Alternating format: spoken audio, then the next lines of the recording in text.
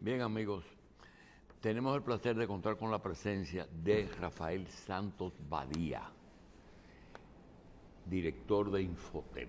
Infotep es un organismo colegiado, es decir, tiene gobierno, tiene trabajadores y tiene patrones. Lo que significa que es difícil, es fácil y difícil, ¿verdad, Rafael? Mira, lo bueno de Infotep, Julio, es que es un modelo que funciona. Tú puedes decir lo que sea, pero ese gobierno tripartito es un modelo que funciona y es un modelo que tiene continuidad en el tiempo. Nadie puede ir al Infotep a inventar agendas partidarias. No se puede inventar. No. E incluso alguna gente mía todavía no entienden Eso. ese problema, porque ellos se descalifican para Creen que dirigir todo se puede. Infotep, porque creen que tú puedes ir, votar la gente, poner lo tuyo. En Infotep eso no se puede. Y yo se lo expliqué al presidente y me dijo, no, tú tienes razón. Porque cuando llegamos al gobierno en el 20, en medio de esa pandemia, de una crisis, un Infotep cerrado, un Infotep que no recibe fondos del gobierno, que es el aporte del sector empresarial y de los trabajadores. Y yo llego a esa situación y la presión del partido, y quita y dame a mí el Infotep Santiago, y dámelo en Puerto Plata. Y yo dije, presidente, el Infotep no funciona así.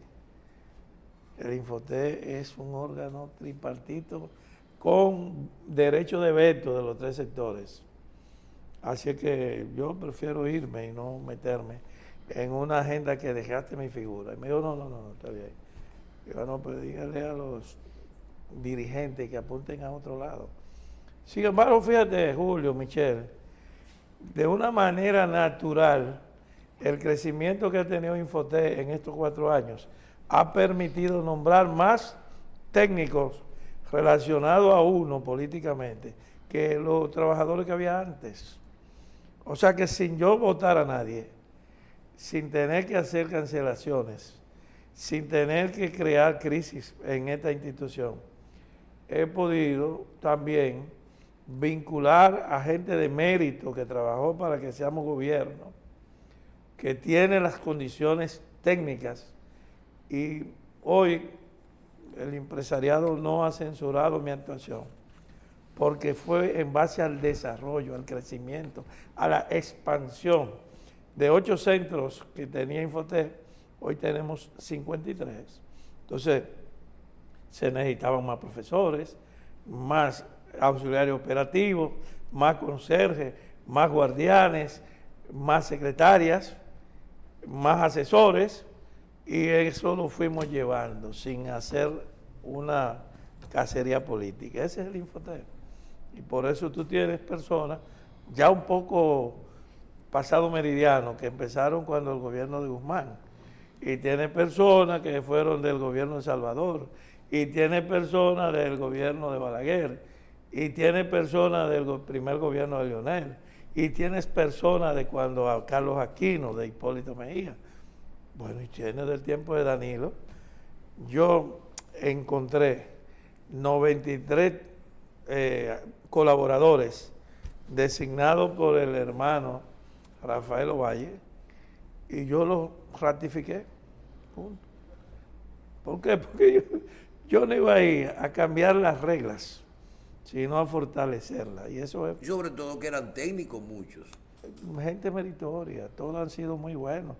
Me han servido con lealtad a mi gestión. Puedo decir que, incluyendo la jefa del despacho, que es María Pura Viña Cáceres, una señora de unas cualidades extraordinarias, que es pariente de Rafael Ovalle, y yo la encontré y la dejé en el mismo puesto. Al lado de su puerta. Sí, al lado de mi puerta, la que entra y sale cada vez que quiere y cada vez que necesita darme un mensaje. Y yo, ¿qué he hecho? Le he depositado toda mi confianza y me ha servido con lealtad. Doña Mayra, una técnico de muchísimos años, su directora. Vean que le delegación de poder. Doña Vilma, la de finanzas. La encontré ahí y ahí la dejé. Margarita Aquino, de gestión humana. La No, y encontré ahí. los técnicos que trabajan en las diferentes áreas, sobre todo que manejan las zonas y las áreas. Sí, así es que sí, es una organización, una entidad extraordinaria cuyo modelo funciona, porque es una alianza donde, ¿sabe quién es el presidente de la Junta Directora de Infotec? Luis Miguel Decán, el ministro de Trabajo. ¿Y sabe cuándo se promulgó la ley que creó la Infotec?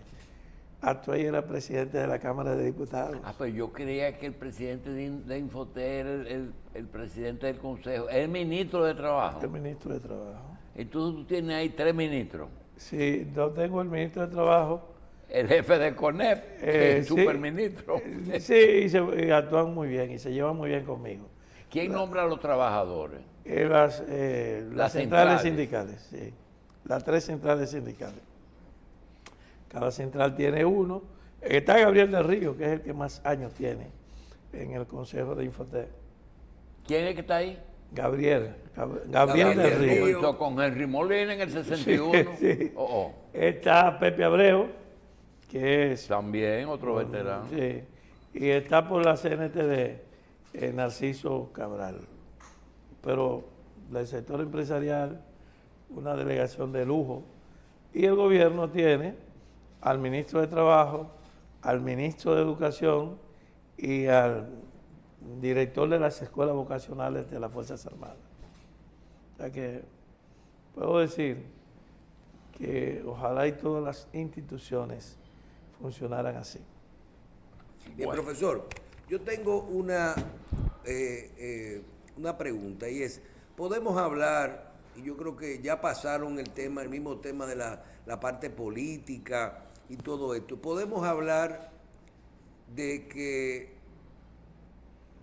algo más que el Infotec, y es hacer algún aporte, yo creo que a la gestión de otras instituciones, y yo creo que pasar una experiencia que usted tiene, yo creo que es importante en el Infotec. Nosotros, en lo personal, podemos decir, sí, se crearon 51 centros del Infotec, usted tiene más estudiantes que se han graduado que nunca en la historia, podemos revisar muchísimas acciones del Infotec, pero hay un regalito que yo quiero que usted lo haga. Fue cuando usted comenzó a hablar de 4.0.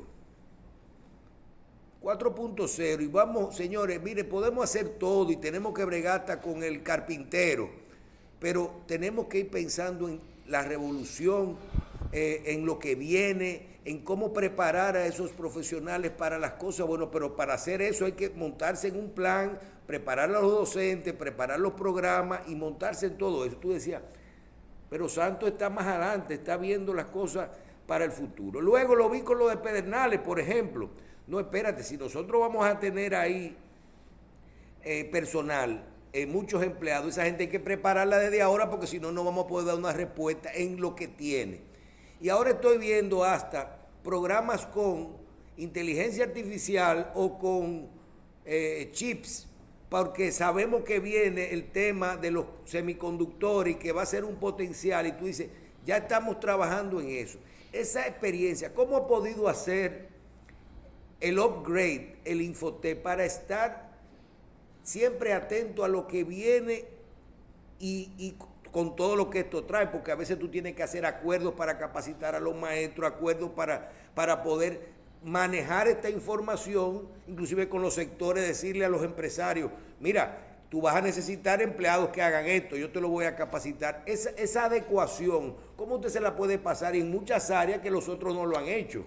Bueno, yo tuve la suerte de asistir a un evento que me mandó Luis Abinader, que celebró la Universidad OIM en 2015, sobre el futuro es hoy. Ya venía observando, por mi experiencia y mis relaciones internacionales, yo debo decir que soy un hombre afortunado. Yo debo tener más de 50 amigos en Europa donde puedo pasar una noche, si se me ofrece. Debo tener 200 amigos en Centroamérica donde puedo dormir si lo necesitare. Me sé los teléfonos incluso de memoria de esos expresidentes, exministros. Y ahora estoy haciendo un gran ensayo de trabajo en el Gran Caribe. ¿Qué quiero decir con esto? Que hace tiempo que yo sé que el mundo es global y que esta globalidad es fruto de esas revoluciones científicas. Porque la única forma de poder vivir en un mundo global es fortaleciendo la cultura local. Si no, tú no vives el mundo global. Entonces, ¿qué había que hacer? Cambiar la forma de trabajar, sin abandonar la que hacemos. O sea, sin abandonar el hacer bizcocho, el tener electricistas, el tener plomeros de calidad, sastres, mecánicos. Todo eso se necesita.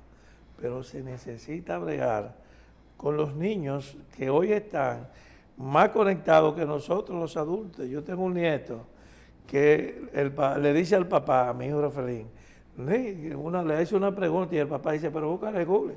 Y dice, papi, pero Google ya eso está atrasado. El chat, el GPT, eso es lo que está. Un niño de 9 años.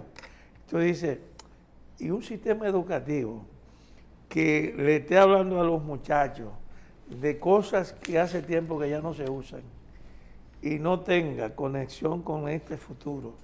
Entonces eso fue lo que yo vi. Los trabajos del futuro requieren una nueva instrucción. Y esa nueva instrucción hay que verla, por ejemplo, la zona franca. La zona franca va a necesitar un 25% más de mano de obra calificada. Tú vas a esperar que se tenga la necesidad o va a comenzar a buscar en las periferias de los parques de zona franca a esos futuros empleados. Hay un lugar que ustedes conocen muy bien, que se llama el Ingenio Amistad, en Llano de Pérez, o en Pérez. A ellos no les gusta que le digan Llano de Pérez, sino en la sección Pérez de Inver. Yo, un día, hablando con el presidente, me dijo, mira, tómate, te voy a transferir a Infotel. Oye, tú quiero que te pasen por ahí. Cuando pasen, párense, para que vean una belleza de Infotel en Pérez. Yo estuve allá el sábado pasado. Pero el otro ingenio, que era Montellano, fue cerrado, está abandonado. Hasta pena me da a mí ir a Montellano, ver todas esas máquinas paradas. Pero el presidente decidió cooperativizar esa tierra para dársela a los antiguos trabajadores. Pero esa gente no sabe trabajar agricultura. Un año, el Infotel capacitándolo en cultivo de plátano, abono orgánico, crianza de peces, hortaliza en cultivo hidropónico, etcétera. El sábado de la semana pasada yo gradué 437 viejitos en técnica de producción agropecuaria. Acabas de tocar un tema que posiblemente tú no tengas la información completa. Se trata de que nosotros en el año 90 aplicamos para el arrendamiento cuando se decidió capitalizar los ingenios. Bueno, la información completa no, pero sé que ustedes estuvieron ahí. Arrendamos Amistad y Montellano. Sí. Y por eso fue que lo hicimos con financiamiento brasileño. Sí. No fue Baninter, fue brasileño. Y esos problemas que tú estás viendo, del problema de las tierras, en ese momento la mayor cantidad de tierra era Bergantín. Sí. Y Bergantín hoy ya es un proyecto turístico que le quitaron al ingenio. Y Pérez, que es Amistad, es otra cosa. Es decir, que la inversión que se hizo en Montellano como ingenio, que sobrepasó los 14 millones de dólares, solo en la fábrica, se va a perder, porque no hay tierras para producir la caña para alcohol y azúcar que se diseñó ese ingenio. Así es. Pero aquí se usa ese proyecto sin preguntarle a los otros, ¿verdad? Así es. Tú Lamentablemente. dices, ¿y qué es lo que van a hacer? ¿Una reforma agraria ahí? No, lo que pasa es que un proyecto turístico como Punta Bergantín, estoy hablando ahora de que Monte produzca la Llano. comida ahí. Claro, Sí. claro. La tierra que quedó, la que está Sí, del sí, lado sí. de la carretera para atrás. Sí, de la carretera hacia atrás. Entonces tú dices, bueno, ¿y quiénes van a trabajar en Punta Bergantín? ¿Tú Los sabes, haitianos. ¿Tú sabes quién es de los principales tenedores de tierra ahí? Paliza. Sí, Paliza tiene ahí El una papá buena... de Paliza. El papá de Paliza. El papá Bueno, y de- ahora y los la hijos, mamá. y ahora Sí. los hijos. Bueno, pero lo que quiero decirte es, ¿quiénes van a trabajar en ese proyecto turístico de Punta Bergantín? Los haitianos, gente de otro sitio, ¿no? Vamos a preparar ahora a los hijos de sus obreros para que mañana, cuando comiencen los hoteles y los apartamentos y las viviendas, los que sean beneficiarios sean la gente de Montellano. O sea, debemos nosotros, y eso es lo que hace Infoté, adelantarnos, como tú preguntas, Michelle, adelantarnos 2 años a lo que es la agenda económica, para que la gente de los pueblos sea lo que tenga los empleos. Y eso lo está haciendo Infoté en Pedernales, lo está haciendo en Montecristi, lo está haciendo en Santiago Rodríguez con la industria San Miguel, lo estamos haciendo en Miches y Sabana de la Mar, una agenda de formar la mano de obra que va a ser la que va a trabajar en ese desarrollo económico. Así es que no es un secreto, la gente piensa que nosotros hemos lanzado una agenda de expansión que no va a tener utilidad, y yo por el contrario digo que donde quiera que se instala un Infoté, en poco tiempo ya surgen inversiones económicas. ¿Qué cosa para estos 4 años, sea esta administración o la que pongan, haría falta para completar ese proyecto? O bueno, un tema de desarrollo tecnológico. Nosotros tenemos que invertir en computadoras de alta gama para que los muchachos que se formen en Infoté puedan conseguir los empleos que se están creando en el futuro, que se van a crear en el futuro y que ya se están creando. Hay una serie de Netflix que se la recomiendo con Bill Gates sobre estos empleos del futuro, sobre esta 4ª revolución industrial. Nosotros, ¿qué vamos a hacer en estos 4 años? Por lo menos crear 40 talleres de TIC con computadoras que mínimo cuestan 300,000 pesos cada una. Diseño gráfico, desarrollo de software, análisis de datos, computación en nube, todo esto no se puede hacer en una computadora de 30,000 pesos. Entonces, todos los talleres de tecnología de la información y la computadora que hay en el país tienen que ser reemplazados. Y nosotros, en el caso de Infoté, vamos a reemplazar todo lo que es la parte tecnológica. En segundo lugar, Julio, vamos a inaugurar, y te voy a invitar, quiero que vayas, los campos inteligentes. Estoy esperando que el presidente me dé fecha, principio de octubre, una magnífica plataforma tecnológica, la primera nube del conocimiento científico en la educación dominicana, la va a inaugurar Infoté, que nos va a permitir seguridad perimetral en los campos de Infoté, cientos de cámaras vigilando los centros. Segundo, monitorear el currículo para saber qué enseñan los profesores desde un cuarto de guerra y un data center en cada centro de Infoté. Eso es tecnología y ya está invertido, ya Infoté lo va a inaugurar. Tenemos una academia de tecnología para certificar las competencias con la Huawei, la empresa china que la donó esa academia.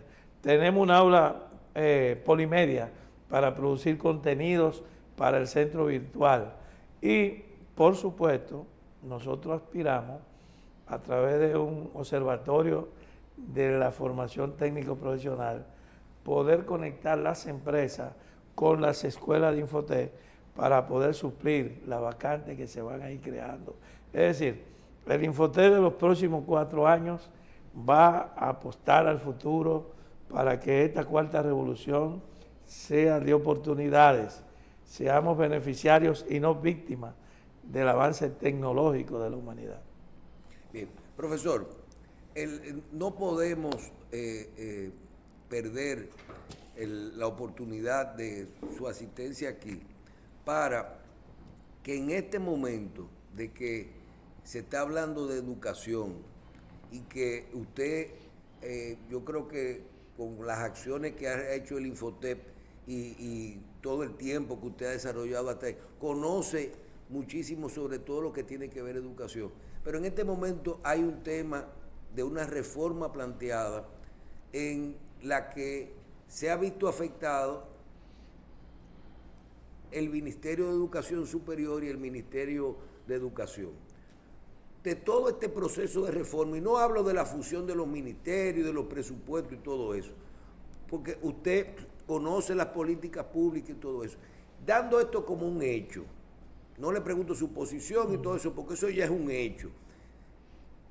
¿Usted cree que podría funcionar y cuál sería la mejor opción de que funcione la fusión de estos ministerios? Mira, en primer lugar, el Ministerio de Educación Superior no es un ministerio que siempre existió. Es del año 2000. Antes lo que existiera el CONES, la Comisión Nacional de Educación Superior. Hasta el año 2000. Nacional. El Consejo Nacional de Educación Superior. CONES, que se fundó en el 1979. Es decir, que ninguno de los dos, ni el CONES ni el MESI, son órganos de larga data, sino que son de reciente experiencia. Pero en 1991 nosotros escribimos un anteproyecto de ley que le llamamos la Ley de Cielo Azul, la calificaron así porque tenía muchas pretensiones románticas en una república bananera.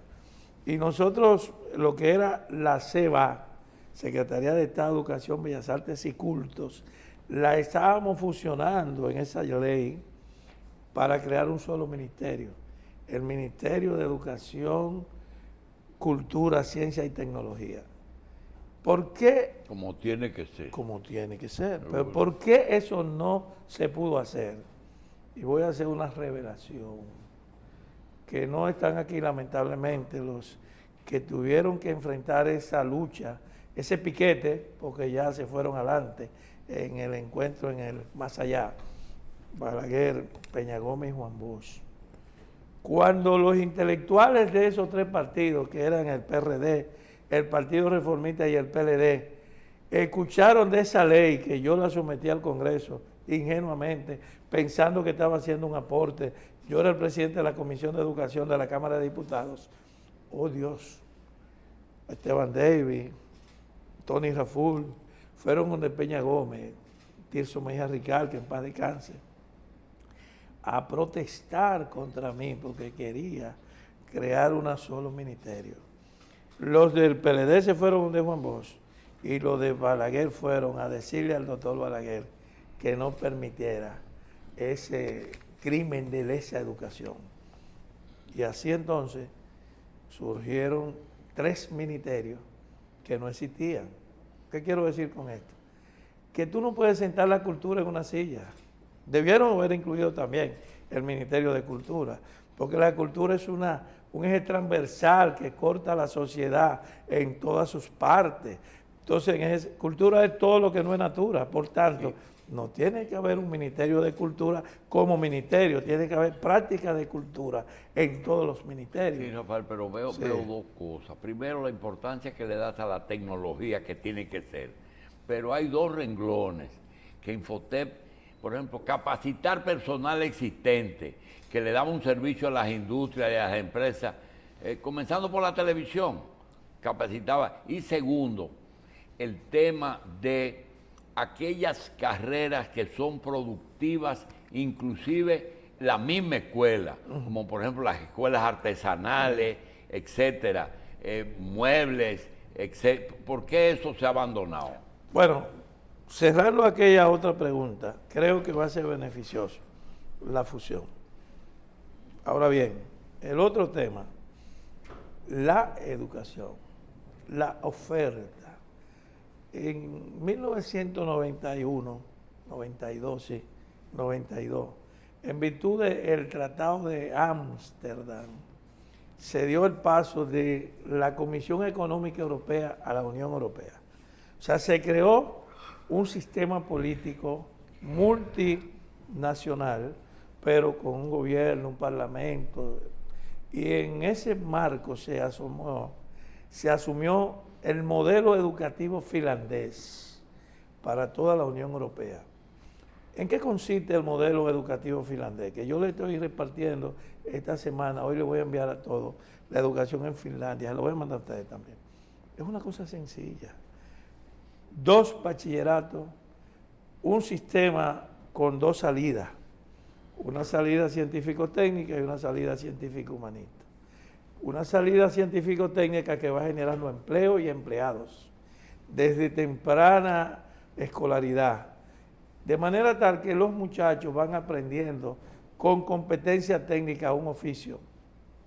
Si su vocación, en base a lo que se llama el índice académico, lo induce a ser más técnicos que abstractos. Y un sistema de educación abstracto, científico, analítico, humanístico, para aquellos que por su vocación tienen actitud y aptitud para lo que son las prácticas que conllevan el análisis, la investigación, el echar páginas para la izquierda. Entonces, nosotros, que somos un país que necesitamos temprano formar la mano de obra, porque los muchachos se casan temprano, porque los padres... Profesor, usted lo que está hablando es de simplificar el sistema, pero entonces al final en el bachillerato ser más especial y que ya salga tú con cierta habilidad en el área que tú decides. Sí, y que tengan salidas. Y eso se puede generalizar. Pero ¿qué se puede hacer? Ya yo dije que lo hacen países y sacar avanzados. el bachiller Es más, técnico, le voy a dar un sacar ejemplo. el bachiller técnico, tienen que trabajar las 2 instituciones. Sí, por una cosa elemental, porque existe la educación vocacional y la educación profesional. Entonces, la formación profesional es una habilitación laboral, donde al muchacho le enseñan disciplina, llegar temprano, cómo se trabaja con las máquinas. Eso no se lo enseñan a un bachiller, aunque sea de un politécnico. Ahora, si el politécnico y el Infotec actúan juntos, entonces vamos a tener un bachiller con doble titulación en el caso de los técnicos. En el caso del otro bachiller, que es el que va a ser médico, abogado, ingeniero, que está echando páginas para la izquierda, que en otros países lo cuidan, lo llevan a lugares especiales, entonces ese es otro camino. Yo voy a poner un ejemplo y ahí termino en esta respuesta y en este programa. El sábado la Pucamaima tuvo la graduación más numerosa de profesionales. 1.700 fueron. No, 900 y pico. Y completó los 100.000 en su historia. Ahí se graduaron 400 y pico de técnicos superiores pagados por Infotec, que es lo que yo te propongo para el instituto de ustedes. Pagado por Infotec, ¿qué es un técnico superior? Un técnico universitario con 2 años, con un currículo especial, que va a poder ya entrar a trabajar el miércoles, la mayoría, porque tienen trabajo seguro, mientras que los licenciados, de que se graduaron el sábado, tal vez no todos tengan trabajo inmediatamente. ¿Qué quiero decir? Y termino. Que con un bachiller técnico con doble titulación y un técnico superior de 2 años, nosotros podríamos darle un batazo, una puñalada mortal a la ignorancia, al desempleo y a la pobreza. Desde el punto de vista institucional, habría que hacer alguna modificación de Infotec, por ejemplo, que se parezca más al ITLAS, que se parezca a una universidad o que se quede como está. Mira, yo creo que no se necesita, pero por un tema que se llama el orgullo social. Sí, que salga con un título. Que la gente quiere tener un título que diga técnico, graduado superior. Sí. Promovería, si yo fuera... No, hay el currículum. Sí, el currículum. Yo modificaría la ley para que los técnicos superiores,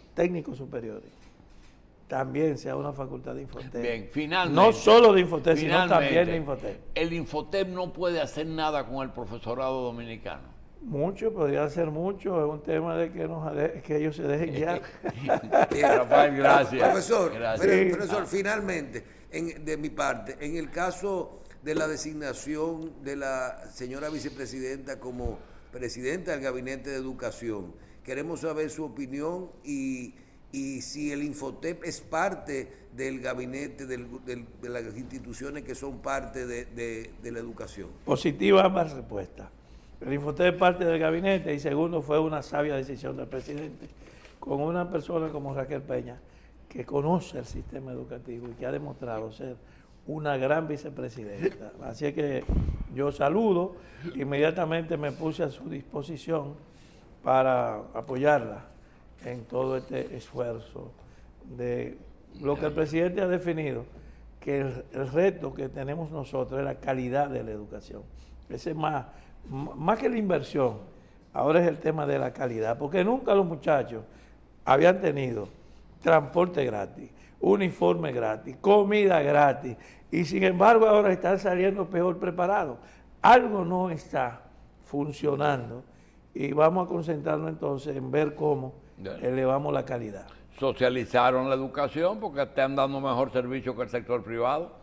Sí, no, incluso mucha gente está peleando porque quiere un espacio en la escuela pública para sus hijos. Seguro. Y eso es bueno para la clase media, porque sabe el costo que tiene para una persona de clase media tener un hijo en una escuela privada. Entonces, si la escuela pública funciona bien, la escuela privada ya es una opción de tener mis hijos que no se junten con los pobres, o de que mis hijos no vayan lejos a una escuela.